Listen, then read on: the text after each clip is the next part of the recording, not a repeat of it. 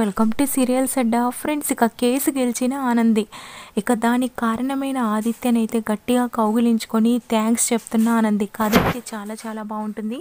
Please friends, నచ్చితే తప్పకుండా like చేయండి. ఇక ఆనందిని బస్తీ వాళ్ళందరూ నానా మాట్లాడడంతో ఆనంది చాలా బాధపడుతూ ఉంటుంది. ఇక తన బాధను చూసిన ఆదిత్య, ఆనంది నువ్వు చూస్తూ ఉండు, తప్పకుండా కేసు రెండు వైపులా గెలుస్తుంది, అలాగే మీ బస్తీ వాళ్ళకి న్యాయం జరుగుతుందని చెప్పడంతో, ఎలా ఆదిత్య గారు, కేసు చూస్తే నేనే గెలిచేలా ఉన్నాను.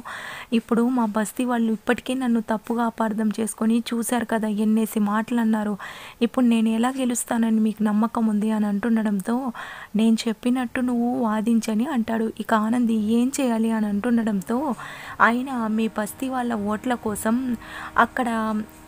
అక్కడ పోటీ చేసే వాళ్ళందరూ కరెంటు, రోడ్డు అన్నీ వేయించారు కదా, ఇప్పుడు మా గవర్నమెంట్ ఆ ప్లేస్ ఇచ్చింది, అలాంటిది ఆ రాజకీయ నాయకులు వాళ్ళందరి ఓట్ల కోసం వాళ్ళకు అన్ని చేసిన వాళ్ళు ఇప్పుడు మానవత దృక్పథంతో మా ఫ్యాక్టరీ కట్టుకోవడానికి వేరే చోటుని వాళ్ళు గవర్నమెంట్ ద్వారా ఇప్పించలేరా, నువ్వు ఆ విషయం గురించి రేపు కోర్టులో మాట్లాడు అని అంటాడు. దాంతో ఆనంది, ఆదిత్య గారు అని అంటుంటే, తప్పకుండా చూడు, నువ్వు ఇలానే వాదించని చెప్పి అంటాడు.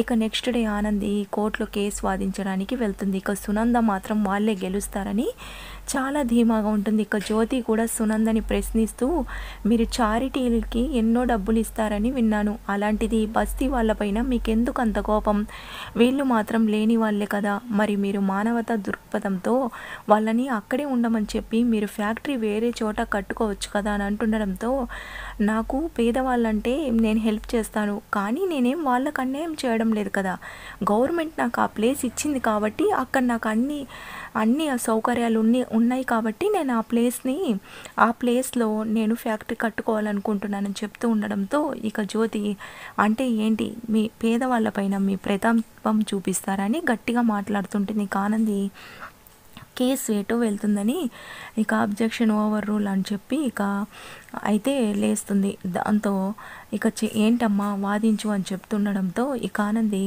కేసు ఎటునుంచో ఎటువైపో వెళ్తుంది, అయినా నా క్లయింట్ సునంద గారు ఏం మోసం చేయడం లేదు, అయినా సునంద గారు ఎందుకు వీళ్ళ గురించి ఆలోచించాలి జడ్జి గారు, ఒక్కసారి మీరే చెప్పండి, అయినా వాళ్ళు ఎన్నో సంవత్సరాల నుంచి అక్కడ ఉంటున్నారని అంటున్నారు, వాళ్ళ కోసం అక్కడ పోటీ చేసే రాజకీయ నాయకులు రోడ్లు అన్ని సౌకర్యాలు కల్పించారని వాళ్ళే చెప్తున్నారు, మరి అలాంటిది ఆ రాజకీయ నాయకులు ఇప్పుడు వాళ్ళందరూ అక్కడ నుంచి ఖాళీ చేయాల్సిన పరిస్థితి వస్తే ఏం చేస్తున్నట్టు, అయినా వాళ్ళకి లేదా మానవతా దృక్పథం, వాళ్ళే గవర్నమెంట్తో మాట్లాడి, గవర్నమెంట్ వాళ్ళ చేతుల్లోనే ఉంటుంది కాబట్టి గెలిచిన వాళ్ళ చేతుల్లో, మా సునంద క్లయింట్ గారికి మంచి ప్లేస్ని, అన్ని సౌకర్యాలు ఉన్న ఒక ప్లేస్ని, గవర్నమెంట్ ప్లేస్ని చూపించవచ్చు కదా అని చెప్తుండడంతో, జడ్జి గారు మీరు చెప్పేది సమంజసంగానే ఉంది, కానీ అక్కడ పోటీ చేసింది ఎవరో, వాళ్ళతో ఈ విషయం గురించి చర్చించాలంటే టైం పడుతుంది కదా అని అంటుండడంతో, జడ్జి గారు మీరు అనుకుంటే అయిపోతుంది, మీరు కూడా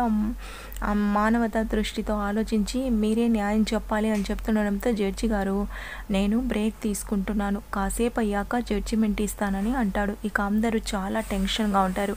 ఇక జడ్జి గారు కూడా ఈ విషయం గురించి మాట్లాడుతూ, ఎన్నో తరతరాలుగా ఉంటున్న వాళ్ళని ఖాళీ చేయమని చెప్పడం కరెక్ట్ కాదు, ఇటుపక్క వాళ్ళ గవర్నమెంట్ ఇచ్చిన ప్లేస్ని వాళ్ళు యూజ్ చేసుకుంటానంటే వీళ్ళకి ఇవ్వకుండా ఉండడం కూడా తప్పు కాదు, అందుకోసమే నేను ఈ విషయం గురించి బాగా ఆలోచించి సునంద గారికి మంచి ల్యాండ్ని చూపించాలని గవర్నమెంట్కి అయితే అర్జీ పెడతాను, ఇక వాళ్ళు బస్తీ వాళ్ళు అక్కడే ఉండొచ్చు అని చెప్పి న్యాయం చెప్తానని ఆలోచించుకొని ఇక అయితే జడ్జి గారు వచ్చి, ఇక నా తీర్పు అయితే అక్కడ బస్తీ వాళ్ళు ఉండడమే కరెక్ట్ అని చెప్పి అంటాడు. ఇక అందరూ చాలా సంతోషంగా ఉంటారు సింహాద్రి వాళ్ళు.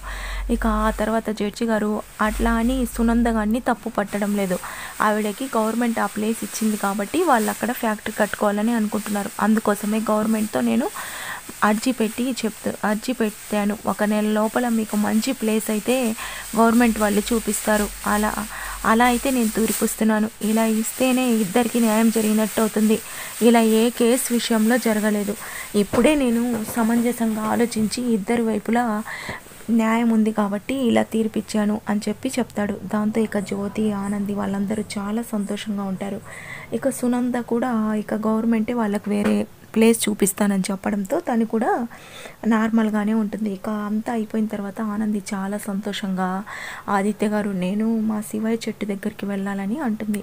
ఇక ఆదిత్య కూడా చాలా హ్యాపీగా ఆనందిని అక్కడికైతే తీసుకెళ్తాడు. ఇక ఆనంది ఆ శివయ్య చెట్టు దగ్గరికి వెళ్ళి, శివయ్య నేను అనుకున్నట్టుగానే రెండు వైపులా న్యాయం చేసావు, నేను అనుకున్నది ఎలా చేసావు, అలాగే నేను అనుకున్నది జరగడానికి కారణమైన వ్యక్తికి కూడా నేను కృతజ్ఞతగా థ్యాంక్స్ చెప్పుకోవాలి కదా అని పరిగెత్తుకుంటూ వెళ్ళి ఆదిత్యని కౌగిలించుకుంటుంది.